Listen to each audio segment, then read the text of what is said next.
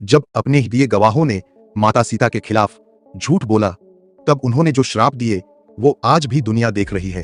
भगवान राम, माता सीता और लक्ष्मण घने जंगलों में जीवन बिता रहे थे। एक दिन उन्हें अपने पिता राजा दशरथ के पिंडदान का समय याद आया। राम तुरंत गया की ओर चल पड़े ताकि विधि विधान से अपने पिता का श्राद्ध कर सके।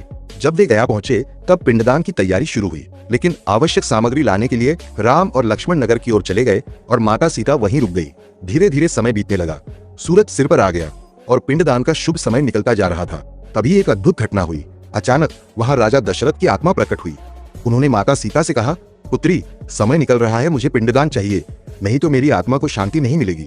माता सीता असमंजस में पड़ गईं। न राम थे, न लक्ष्मण और न ही कोई सामग्री, लेकिन सामने एक पिता की आत्मा खड़ी थी जो मुक्ति की प्रतीक्षा कर रही थी। उस क्षण सीता ने निर्णय लिया कि धर्म को निभाना सबसे जरूरी है।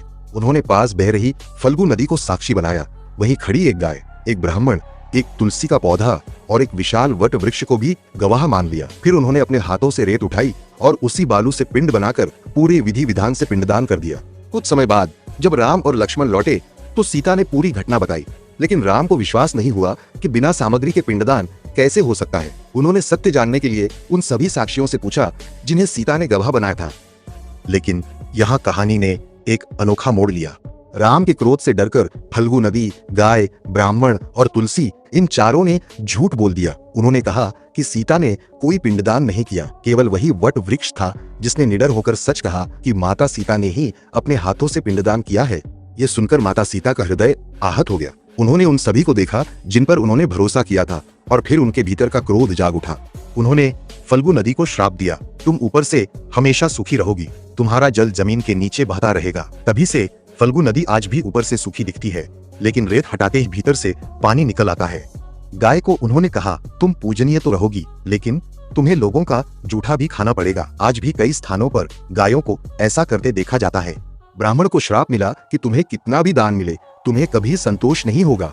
और तुलसी को यह श्राप दिया कि गया की भूमि में तुम कभी फल फूल नहीं पाओगी। लेकिन उसी क्षण माता सीता ने उस वट वृक्ष की ओर देखा जिसने सच बोलने का साहस दिखाया था। उनके चेहरे पर करुणा लौट आई। उन्होंने उसे आशीर्वाद दिया, तुम सदा अजर अमर रहोगे और जो भी यहाँ पिंडदान करने आएगा वह तुम्हारी पूजा अवश्य करेगा। आज वही वट वृक्ष अक्षय वट के नाम से प्रसिद्ध है और गया में पिंडदान करने वाले हर श्रद्धालु के लिए यह स्थान अत्यंत पवित्र माना जाता है। इस कथा में केवल एक धार्मिक घटना नहीं, बल्कि एक गहरा संदेश छिपा है। सत्य का साथ देना आसान नहीं होता, लेकिन जो इसका साहस करता है वही अंत में सम्मान और आशीर्वाद पाता है।